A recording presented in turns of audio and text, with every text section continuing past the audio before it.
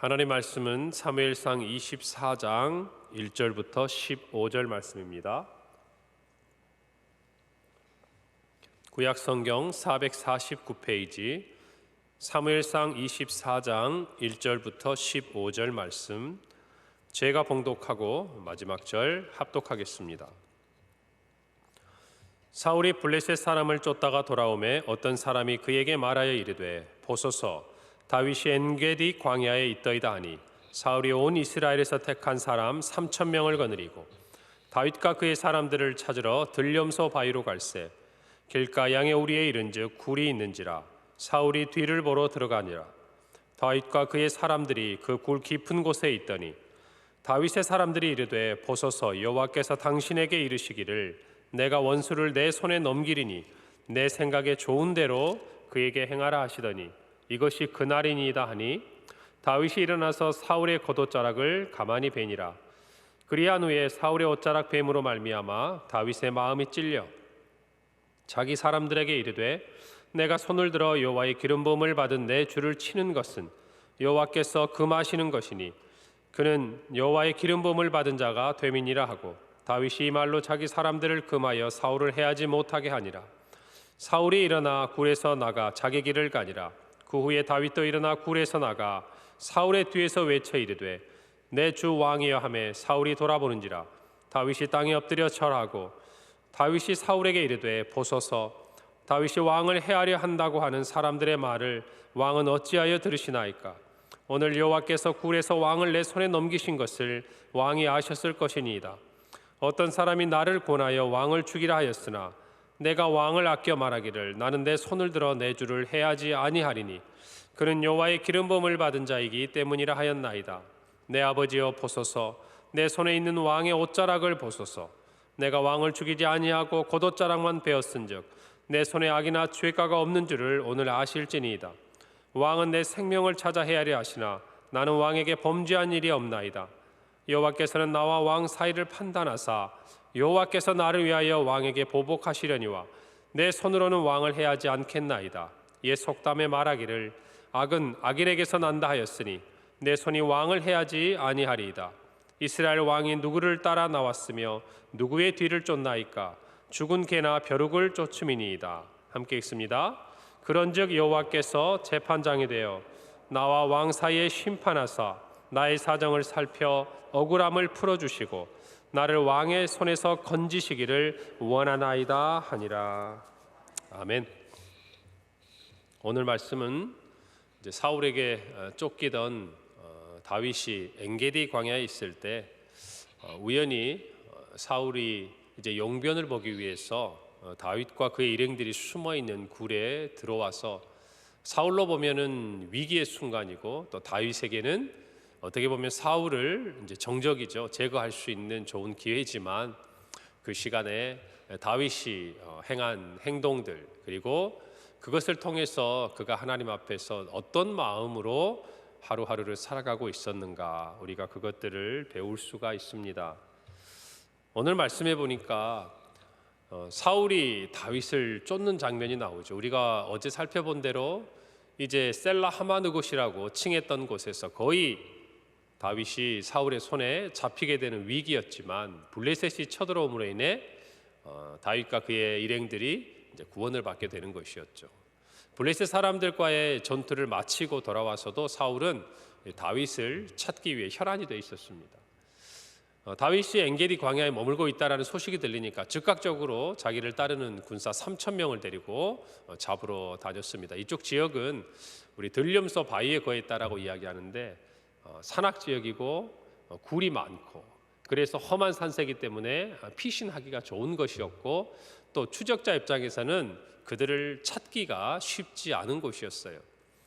자, 그런데 사울이 용변을 보기 위해 들어와 있던 그 굴에 공교롭게도 다윗과 그의 일행이 깊은 곳에 숨어 있었던 것이죠. 그때 이 광경을 보던 다윗을 따르던 사람들이 4절에서 이렇게 말합니다. 보소서, 여호와께서 당신에게 이르시기를 내가 원수를 내 손에 넘기리니 내 생각에 좋은 대로 그에게 행하라 하시더니 이것이 그날이니이다 하니, 다윗이 일어나서 사울의 겉옷자락을 가만히 베니라 그랬습니다.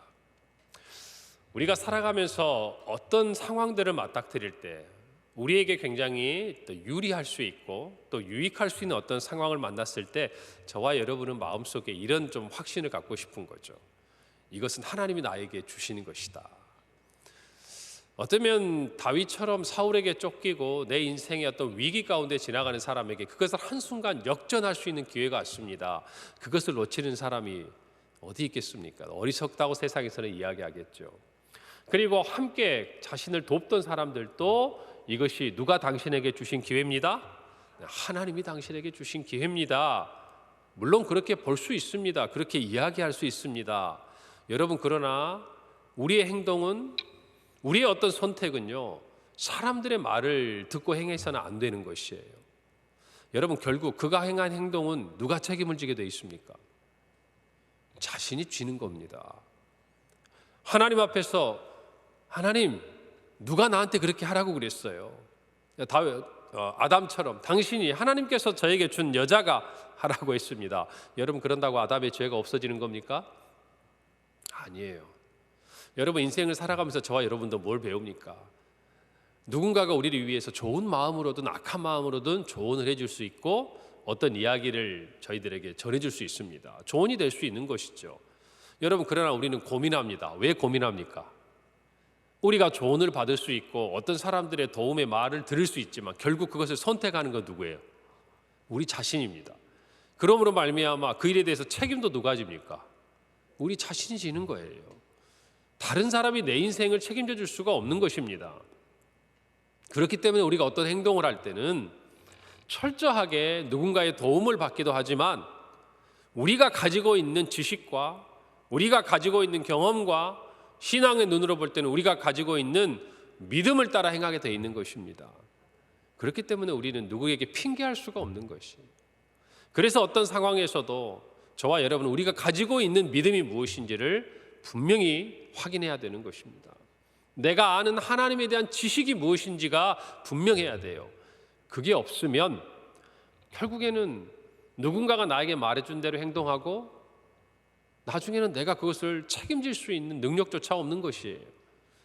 오늘 다윗도 자기를 따르던 사람들이 권면을 했을 때 우리가 보아도 설득력이 있고 이 상황은 당신에게 하나님이 주신 기회입니다 라고 이야기할 수 있습니다. 우리 중에 누군가가 다윗의 곁에 있었다면 이렇게 이야기할 수 있겠죠.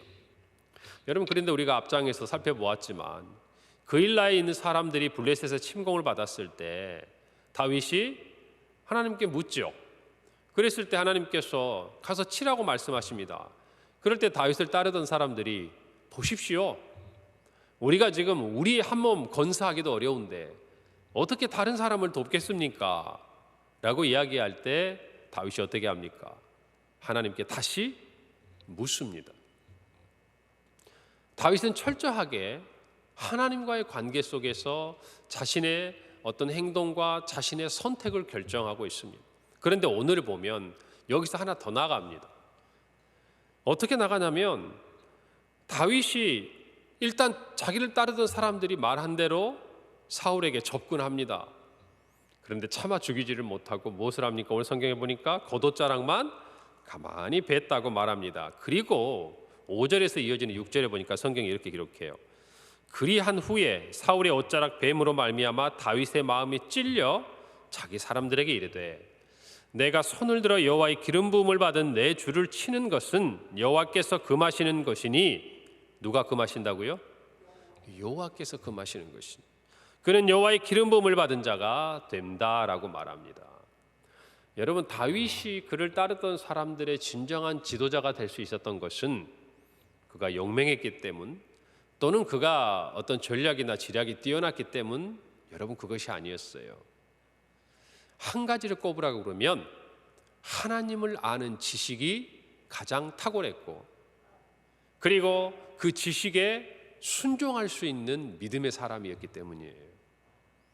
여러분, 이래서 다윗이 그들의 지도자가 됐던 겁니다. 어떻게 보면 다윗을 따르던 사람들은 정치적인 공동체일 수도 있지만 영적인 공동체이기도 한 것이에요. 그 자리에서 다윗은 자신이 그들의 리더, 장차 왕이 됐을 때 어떻게 하나님의 나라를 다스릴지를 지금 하나님 앞에서 수업을 받고 있는 것이고 실제적으로 다윗이 왕으로서의 자격이 있는 것들이 오늘 이런 사건들을 통해 증명이 되고 있는 것입니다. 여러분, 그는 주변에 있는 사람들의 말을 따라 행동을 했습니다. 작은 행동을 했어요. 죽이지 못하고 옷자락만 뱄습니다.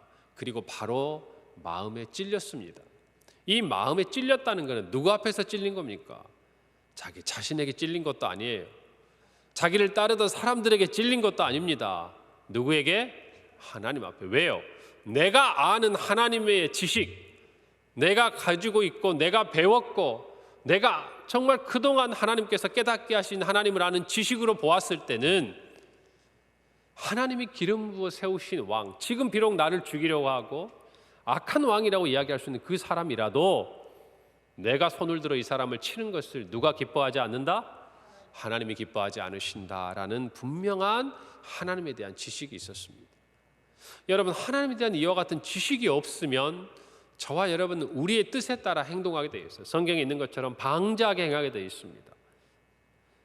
그때 사사기 말씀처럼 이스라엘의 왕이 없기 때문에 각 사람들이 자기 소견에 오른 대로 행하였다라는 그 말처럼 저와 여러분도 하나님에 대한 지식을 모르면요, 이 당시에 우리가 다윗의 입장이라고 그랬을 때 내가 이 사울을 죽일 수 있는 상황에서 하나님이 그것을 금하시고 하나님이 기뻐하시지 않는다는 지식이 없는 사람 어떻게 행동하겠습니까? 다른 사람의 말을 듣고 그대로 행동할 수밖에 없는 것이죠. 그러나 다윗은 자기도 하지 않지만 누구도 못하게 합니까? 다른 사람도 못하게 합니다. 여러분, 이것은 또 길게 보자면요, 다윗 또한 하나님의 기름 부은 사람 아닙니까? 그 자신에게 대한 기름 부음, 하나님이 나를 기름 부어 주셨다는 사실에 대한 어떤 부분에서의 정말 하나님의 부르신 사명자로서의 소명감, 그리고 거기에 걸맞게 행동해야 된다라는 하나의 자부심, 또는 하나님께서 나를 기름 부어 세우셨다라는 그 일에 대한 어떤 믿음과 사명감, 이런 부분들이 가득 차 있었기 때문에 동일하게 기름 부음을 받은 사울에 대해서 그는 쉽게 행동하지 않은 것이에요. 여러분, 저와 여러분도 마찬가지.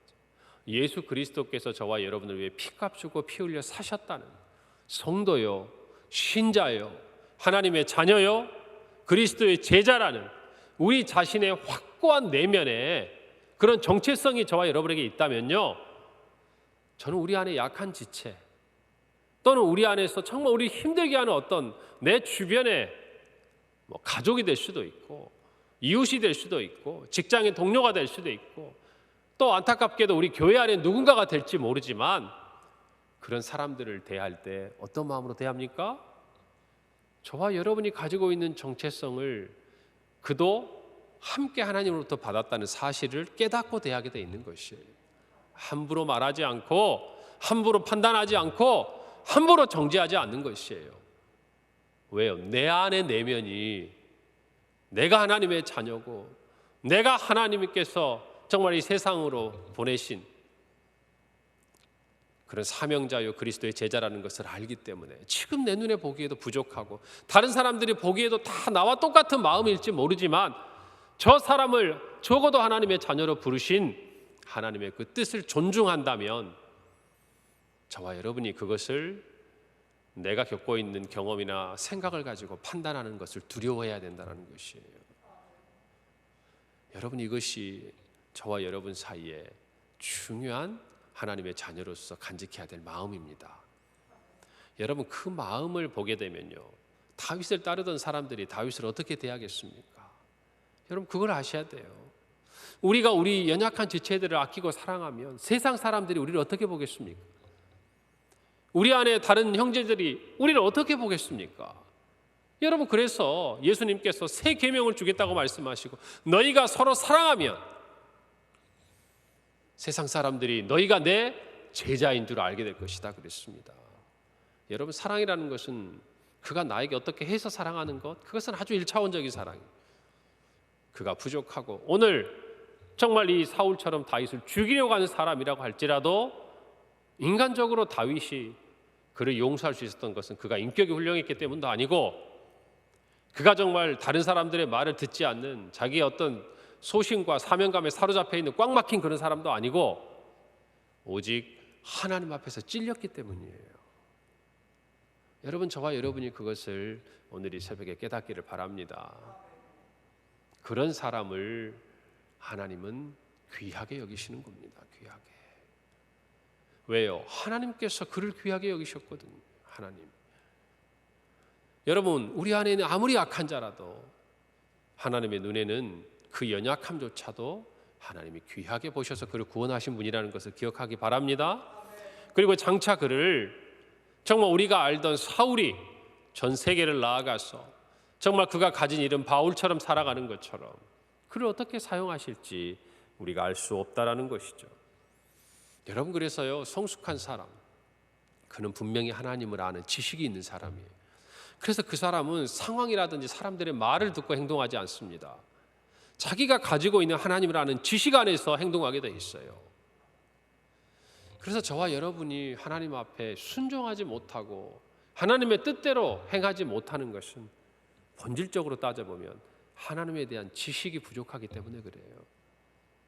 그분이 정말 어떤 하나님이고 그분이 저와 여러분을 위해서 어떤 대가를 치르셨고 우리를 구원하시기 위해 어떤 일을 행하셨는지 그것을 머리로는 알고 있어도 우리의 가슴과 우리의 온 삶으로 깨닫지 못하기 때문에 저와 여러분의 약함이 있는 것입니다. 오늘 이 말씀처럼 여러분 보세요. 다윗도 사울을 죽이고 얼마나 지긋지긋한 이 상황을 빨리 끝내기를 원하겠습니까?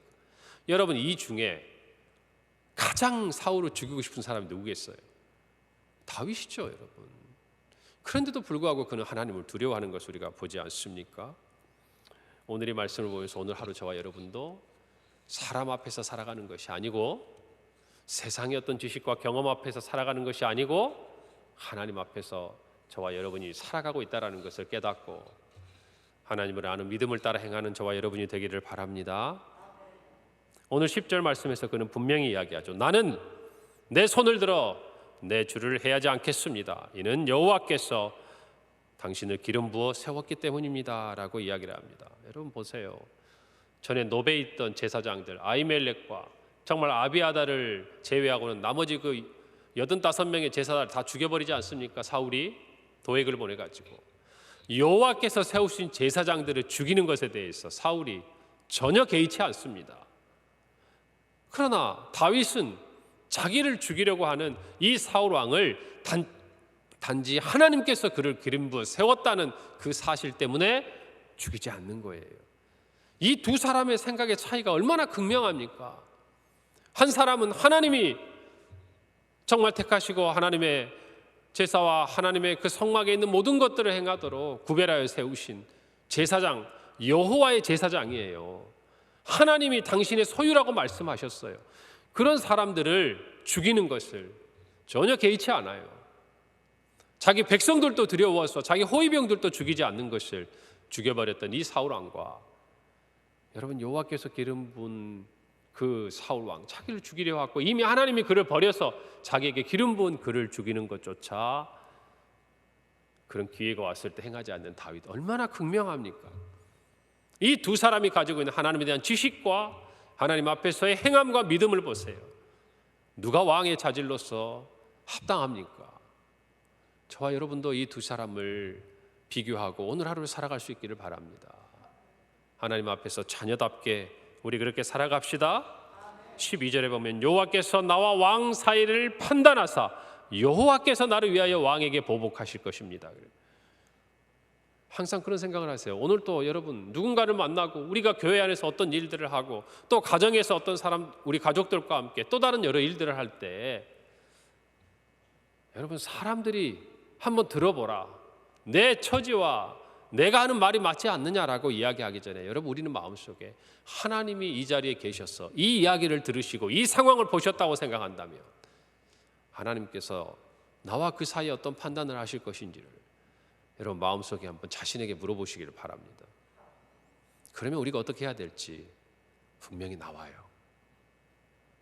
오늘 그러므로 주 안에서 하나님이 내 편이시고 하나님이 나를 판단하시니라는 생각을 가지고 신전의식을 가지고 나아가기를 바랍니다.